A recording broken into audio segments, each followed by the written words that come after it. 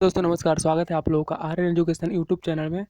आज मैं आप लोगों को बताने जा रहा हूँ कि सब जितने भी अध्ययन होता है जैसे एपीकल्चर, फ्लोरिकल्चर, ये सब उसके बारे में। तो अगर वीडियो पसंद आएगा तो वीडियो को लाइक करेंगे और चैनल को सब्सक्राइब करेंगे। ठीक है, तो चलिए वीडियो स्टार्ट करते हैं। एपीकल्चर किसे कहा जाता है? मधुमक्खी पालन, घोड़ा पालन, अंगूर की खेती या फिर रेशम कीट का उत्पादन। तो जो एपीकल्चर है ये कहा जाता है मधुमक्खी पालन, यानी ऑप्शन नंबर ए इसका राइट आंसर होगा। एपीकल्चर मधुमक्खी पालन को कहा जाता है। ठीक है, और रेशम कीट पालन को कहा जाता है सेरीकल्चर। ठीक है, रेशम उत्पादन को सेरीकल्चर कहा जाता है। नेक्स्ट देखते हैं, सेरीकल्चर किसे कहा जाता है? रेशम कीट पालन, पक्षियों का अध्ययन, कीटों का अध्ययन या सर्पों का अध्ययन। तो जो सेरीकल्चर है ये अभी बताया था कि रेशम कीट पालन को कहा जाता है। ऑप्शन नंबर ए इसका राइट आंसर होगा। रेशम कीट पालन को सेरीकल्चर कहा जाता है। ठीक है, नेक्स्ट देखते हैं, पीसी कल्चर किसे कहा जाता है? तो पीसी कल्चर कहा जाता है मछली उत्पादन, शैवाल का अध्ययन या फिर छिपकली का उत्पादन या फिर फूलों की खेती। तो पीसी कल्चर कहा जाता है मछली उत्पादन को। ऑप्शन नंबर ए इसका राइट आंसर होगा।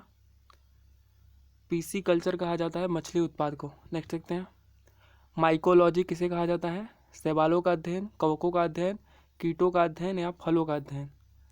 तो जो माइकोलॉजी है ये कहा जाता है कवकों के अध्ययन को। ठीक है, ऑप्शन नंबर ए इसका राइट आंसर होगा।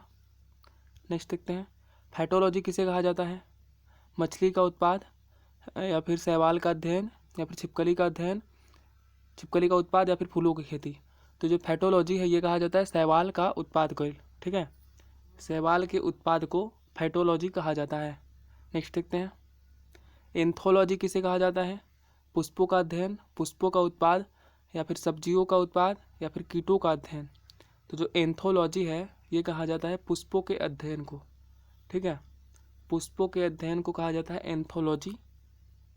कीटों के अध्ययन को कहा जाता है एंटोमोलॉजी। ठीक है, सब्जी उत्पादन को कहा जाता है ओलेरिकल्चर, पुष्पों के उत्पाद को कहा जाता है फ्लोरिकल्चर। ठीक है, नेक्स्ट देखते हैं, पोमोलॉजी किसे कहा जाता है? फलों का उत्पाद, सोना उत्पाद, अंगूर की खेती या फिर केचुआ उत्पाद। तो पोमोलॉजी कहा जाता है फलों का उत्पाद को। ऑप्शन नंबर ए इसका राइट आंसर होगा। नेक्स्ट देखते हैं, ओलेरिकल्चर किसे कहा जाता है? पुष्पों का अध्ययन या फिर पुष्पों का उत्पाद या फिर सब्जी का उत्पाद या फिर कीटों का अध्ययन। तो ओलेरिकल्चर कहा जाता है सब्जी का उत्पाद को। ठीक है, ऑप्शन नंबर सी इसका राइट आंसर होगा। नेक्स्ट देखते हैं, वर्मी कल्चर किसे कहा जाता है? फलों का उत्पादन, सोना उत्पाद या फिर अंगूर उत्पाद या फिर केचुआ उत्पाद। तो जो वर्मी कल्चर है ये कहा जाता है केचुआ उत्पाद को। ऑप्शन नंबर डी इसका राइट आंसर होगा। केचुआ उत्पाद को कहा जाता है वर्मी कल्चर। नेक्स्ट देखते हैं, ऑर्निथोलॉजी किसे कहा जाता है?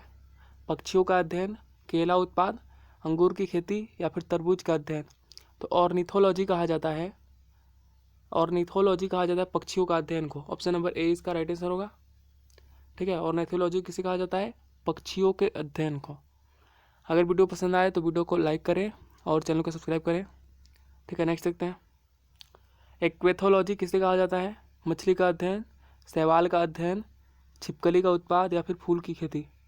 तो एक्वेथोलॉजी कहा जाता है मछली का अध्ययन को। ऑप्शन नंबर ए इसका राइट आंसर होगा। नेक्स्ट देखते हैं, एंटोमोलॉजी किसे कहा जाता है?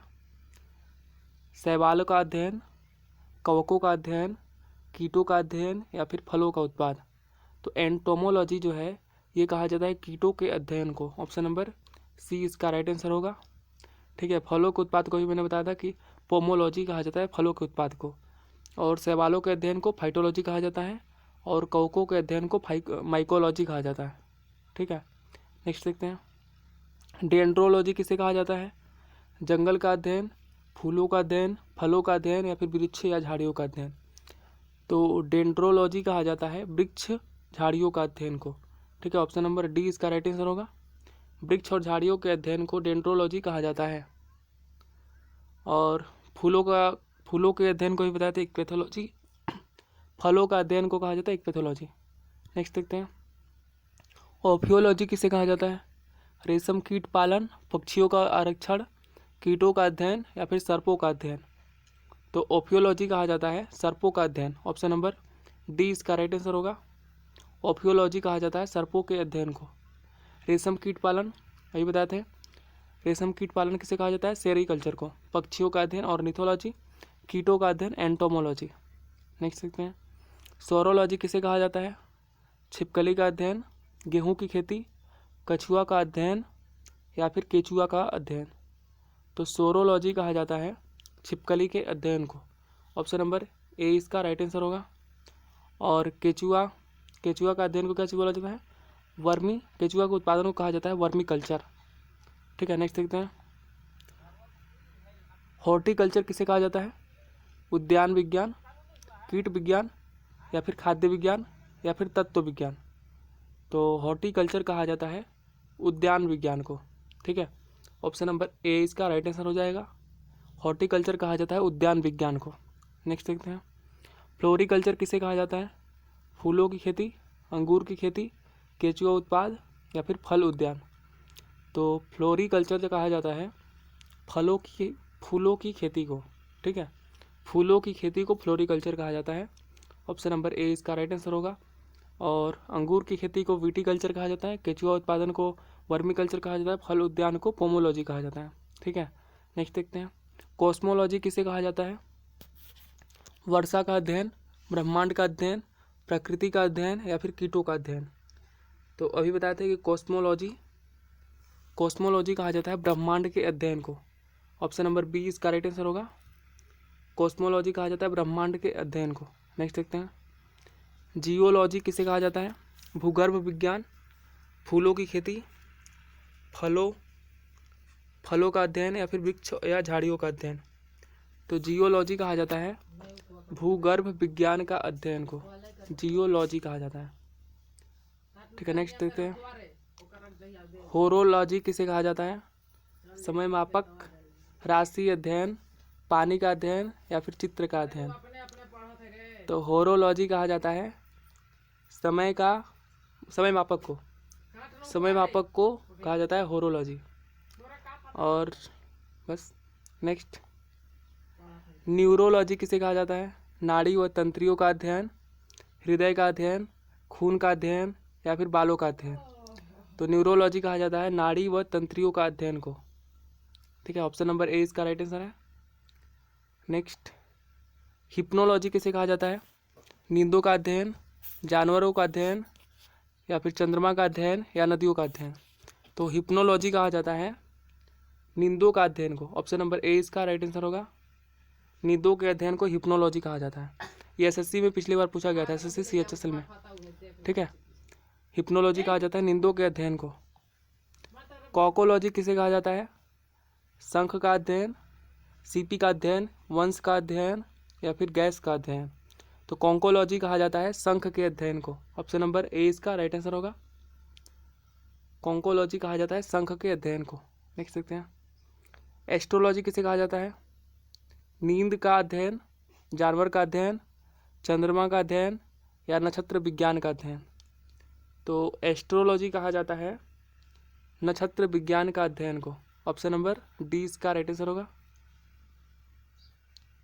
नेक्स्ट।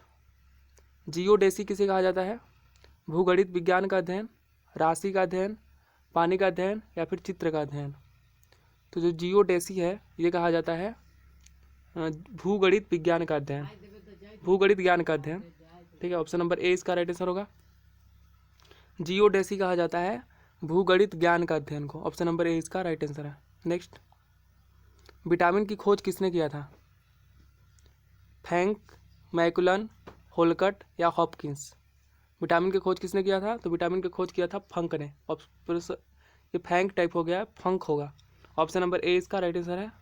विटामिन का खोज किया था फंक ने। नेक्स्ट देखते हैं। विटामिन ए का खोज किसने किया था? फ्रैंक ने, मैकुलन, होलकट या फिर हॉपकिंस। तो विटामिन ए का खोज किया था मैकुलन ने। ऑप्शन नंबर ए इसका राइट आंसर होगा। और विटामिन का खोज किसने किया था? तो फंक ने। नेक्स्ट देखते हैं। विटामिन बी की खोज किसने किया था? ठीक है, विटामिन बी का खोज किसने किया था? फ्रैंक ने, मैकुलन, होलकट या फिर हॉपकिंस। तो विटामिन बी का खोज भी जो किए थे ये मैकुलन ने ही किया था। ठीक है, ऑप्शन नंबर बी इसका राइट आंसर होगा। नेक्स्ट देखते हैं, विटामिन सी की खोज किसने किया था? फ्रैंक ने, मैकुलन, होलकट या फिर हॉपकिंस? तो विटामिन सी का खोज जो किए थे ये किए थे होलकट ने। ऑप्शन नंबर सी इसका राइट आंसर होगा। नेक्स्ट देखते हैं, विटामिन डी की खोज किसने किया था? फ्रैंक ने, मैकुलन ने, होलकट ने या फिर हॉपकिंस ने? तो विटामिन डी का खोज किए थे हॉपकिंस ने। ऑप्शन नंबर डी इसका राइट आंसर होगा। ठीक है, विटामिन डी का खोज किया था हॉपकिंस ने। अगर आपको वीडियो पसंद आए तो वीडियो को लाइक करेंगे और चैनल को सब्सक्राइब करेंगे। वीडियो देखने के लिए थैंक यू। जय हिंद, जय भारत।